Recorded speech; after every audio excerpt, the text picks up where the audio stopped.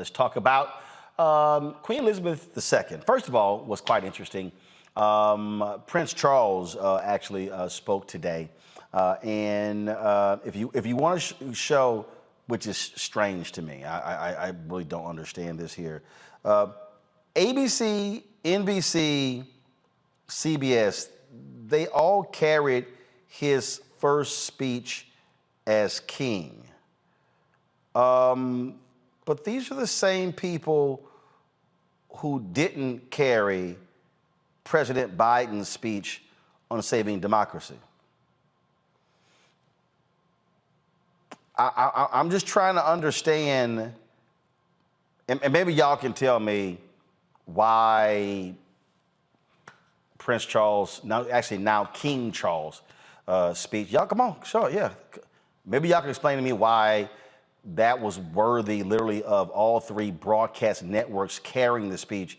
But when the United States president gave a primetime speech talking about the threat to democracy, well, you did not quite see the coverage.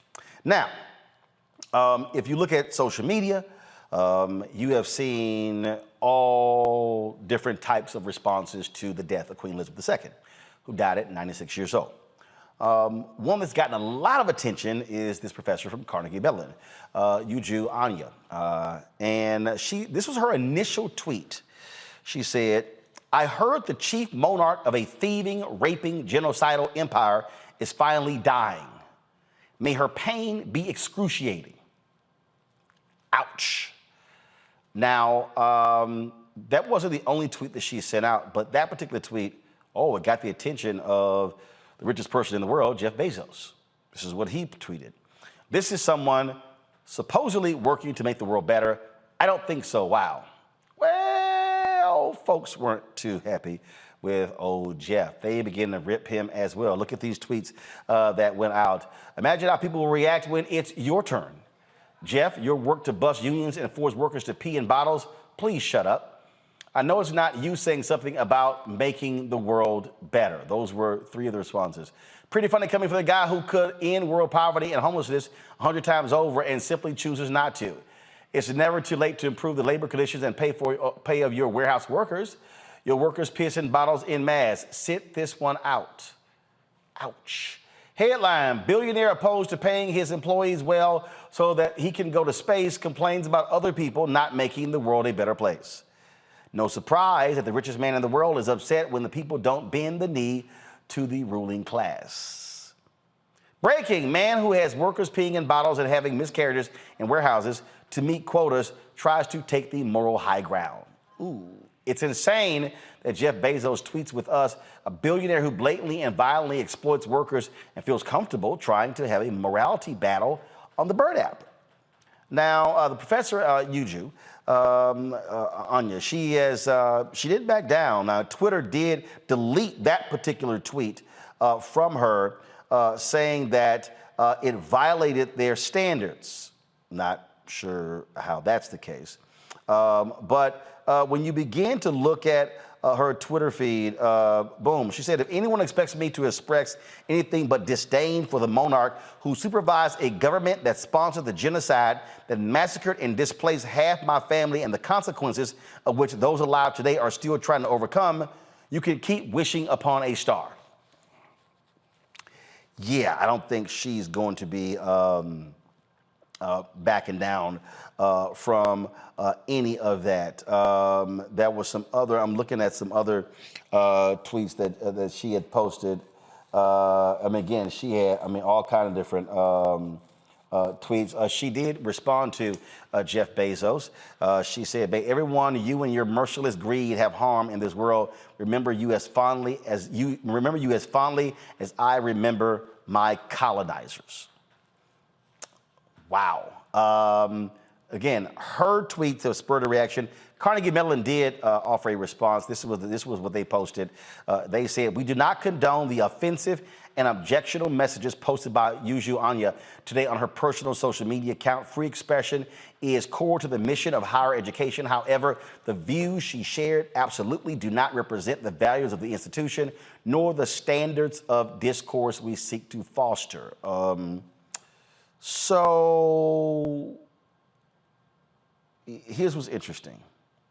And this was a tweet here that Uju retweeted. Reminder that Queen Elizabeth is not a remnant of colonial times. She was an active participant in colonialism.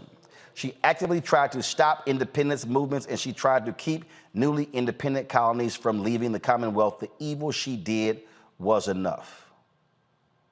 She was talking about this article here. This woman was, it says she was tortured with axes during Kenya's struggle for independence from British colonial rule. As Britain celebrates the platinum jubilee of its monarch, this old fighter wants to send her a message: let Elizabeth bring what belongs to me.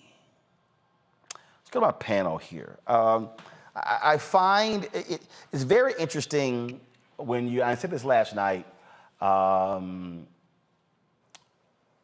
Michael, it's very interesting when people, they have this view that when someone passes, in the first 24, 48 hours, first week, you can't say anything bad about them.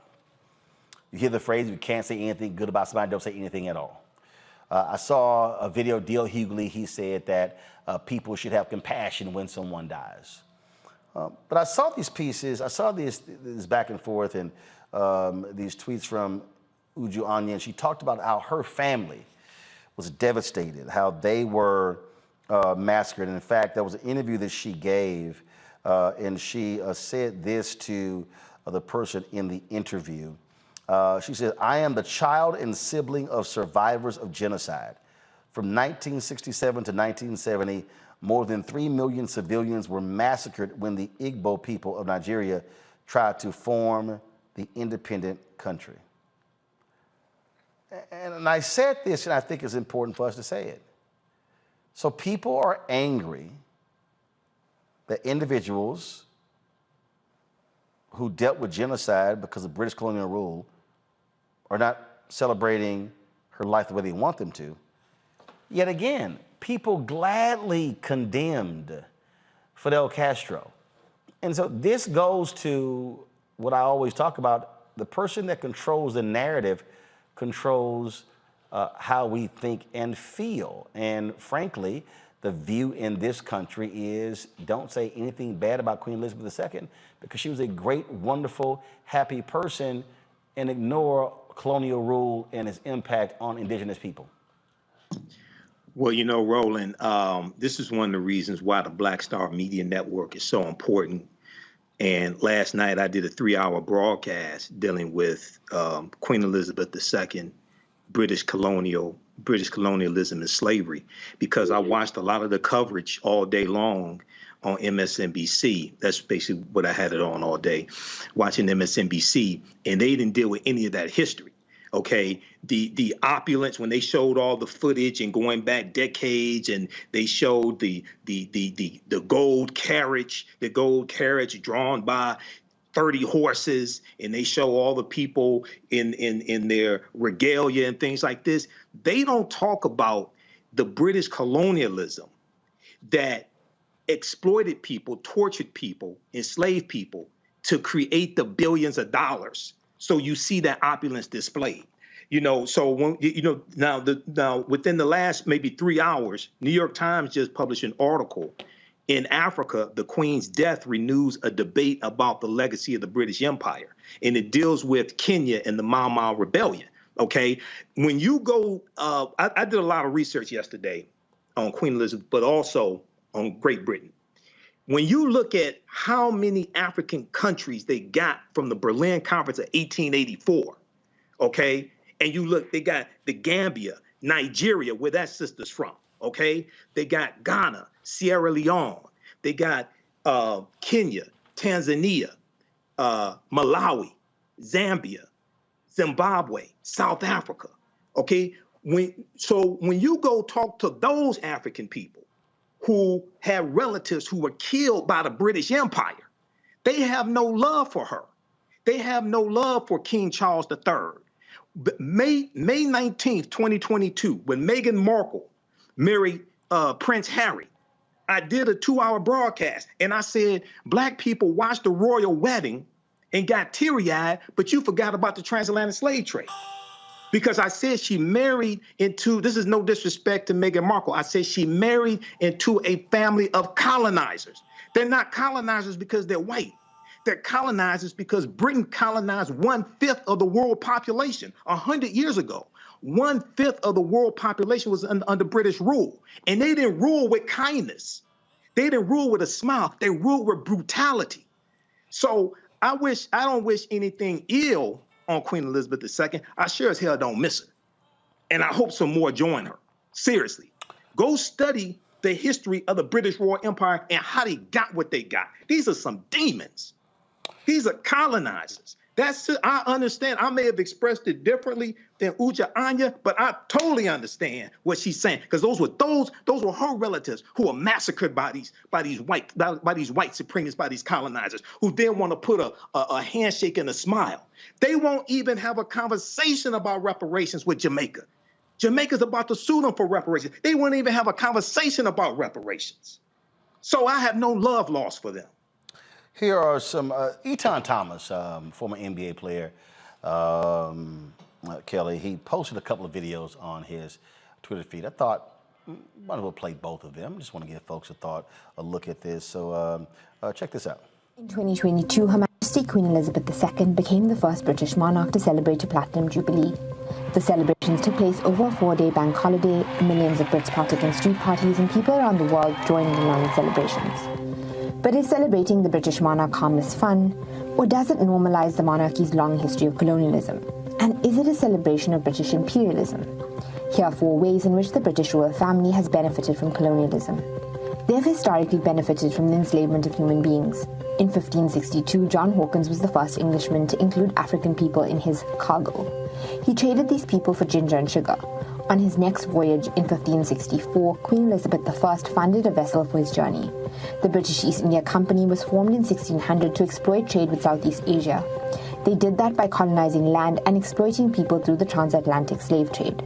The figure who signed the Royal Charter allowing this all to happen was also Elizabeth I. Between 1690 and 1807, an estimated 6 million Africans were transported from Africa to the Americas on British or Anglo-American ships. The royal family and the British Parliament protected the trade. After Elizabeth I's death, the Royal African Company was established in 1660 by the Duke of York. The company transported more than 187,000 slaves who were often branded DY for the Duke of York.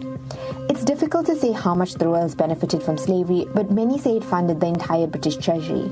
And it's safe to say that much of the monarch's significance, power, and wealth stems from the enslavement of Africans.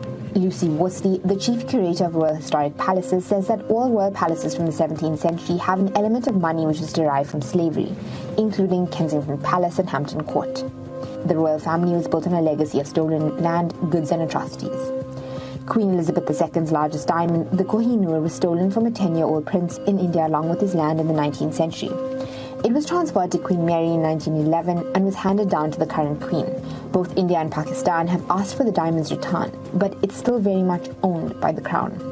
In India, between the 1700s and mid-20th century, an estimated $45 trillion was stolen by the British under the vestiges of the crown. Famines which occurred as a result of Britain's non-intervention policy led to the death of more than 30 million Indians. In 1947... Now, that was sort of like part one, then that was also a part two. She wanted to get Britain out of India quickly. The decision to carve up a country led to 15 million people being displaced and between 1 and 2 million people dying. Of course, this is just India. At its peak, Britain had colonized 25% of the world's surface. From the Mau Mau massacre in Kenya to concentration camps in South Africa, Britain, under the vestiges of the crown, has a long and bloody history of colonial atrocities. And the royals have historically been at the center of them. The prestige of the Commonwealth. The Commonwealth is an organization of 52 independent member states. What it actually is a collection of former British colonies and Rwanda and Mozambique. The Commonwealth originated after World War II, when much of India and Africa was becoming independent. The Commonwealth claims that it is an association of sovereign nations working towards shared goals of prosperity, democracy, and peace. But critics say that the association promotes neocolonialism through free trade agreements, which favor more developed economies. British companies own more than $1 trillion of Africa's key resources. The Queen is the head of the Commonwealth, and Charles has been appointed her successor, which allows the British monarchy to remain in a position of international privilege and go on tours of Commonwealth countries. But that's not all. So, Kelly, What you're now seeing, I saw a story on CNN, I saw some other stories that you're seeing now reporters now, the next day follow what people are saying and have to do these stories because you just kind of can't ignore it. Well, you can, but it's a little hard when now it's more of a democratic situation where the media isn't the gatekeepers, and now people can actually drive with independent media, with social media. So they're not talking about it. The public still can. I think it's one of the many benefits that we take for granted when it comes to social media. And that is, like you said, the gatekeeping of information by mainstream media is no longer. We can actually seek out real information, the truth, if you will, about pretty much anything we want to find out.